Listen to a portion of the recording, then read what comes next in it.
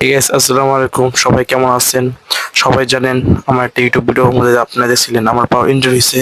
এখন দেখেন আমার পাও কতটুক ফুলে আছে। চলুন আপনাদেরকে দেখাই। এই যে দেখতে পাচ্ছেন এখন অনেকটুকু ফুলে আছে গাইস। সবাই দোয়া করবেন যে তাড়াতাড়ি এই ফোলাটা ভালো হয়ে যায়। অনেক কষ্টতে আছে গাইস, কতটুকু ফুলে আছে আমার পাওটা।